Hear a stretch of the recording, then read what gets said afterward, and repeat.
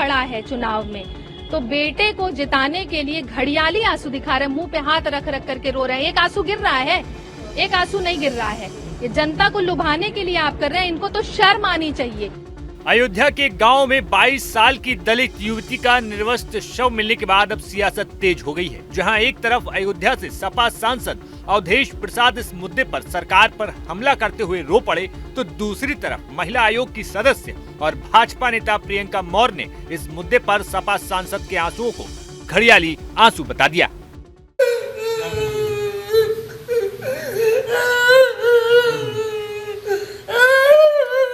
बेटा जब खड़ा है चुनाव में तो बेटे को जिताने के लिए घड़ियाली आंसू दिखा रहे हैं, मुंह पे हाथ रख रख करके रो रहे हैं। एक आंसू गिर रहा है, एक आंसू नहीं गिर रहा है। ये जनता को लुभाने के लिए आप कर रहे हैं, इनको तो शर्म आनी चाहिए।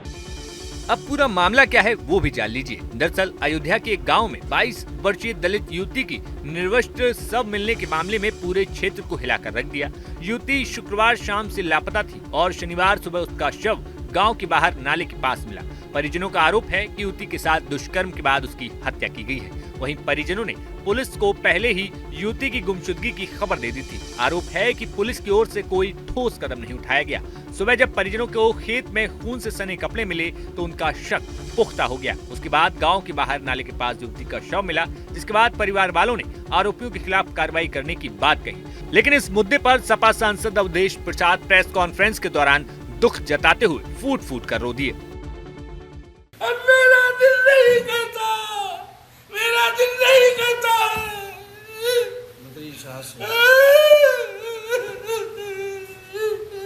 इतना बहुत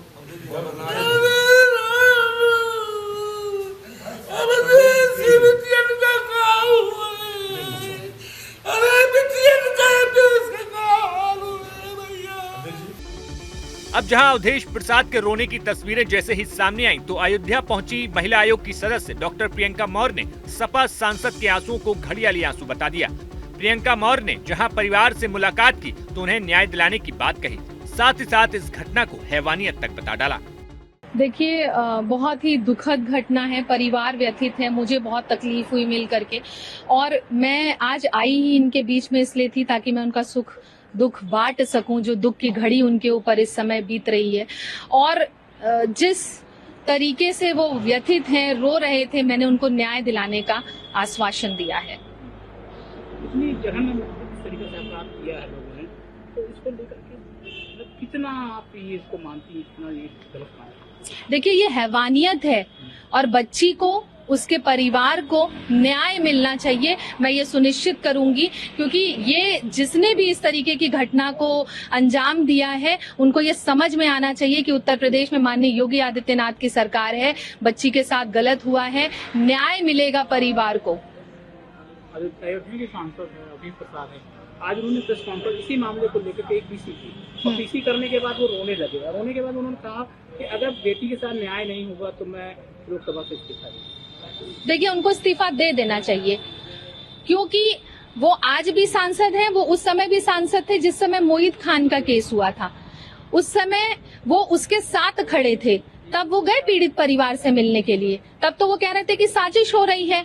आज जब मिल्कीपुर में चुनाव चल रहा है और चुनाव के दौरान बेटा जब खड़ा है चुनाव में तो बेटे को जिताने के लिए घड़ियाली आंसू दिखा रहे हैं, मुंह पे हाथ रख रख करके रो रहे हैं। एक आंसू गिर रहा है, एक आंसू नहीं गिर रहा है।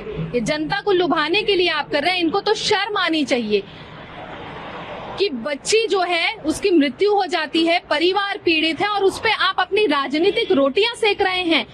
इन लोगों का दिल नहीं दहलता, इन लोगों को तकलीफ नहीं होती किसी की तकलीफ से, खाली इनको राजनीति करनी है। जनता देख रही है, बेटा को जिताने के लिए कर रहे हैं ना, जनता जवाब देगी। ये खुश करने के लिए कर रहे हैं अपने आकाओं को, तो जनता इनको जवाब देगी। फिलहाल इस मुद्दे पर अब आगे क्या कार्रवाई होती है ये अब देखने वाली बात होगी। Bureau report, news nation.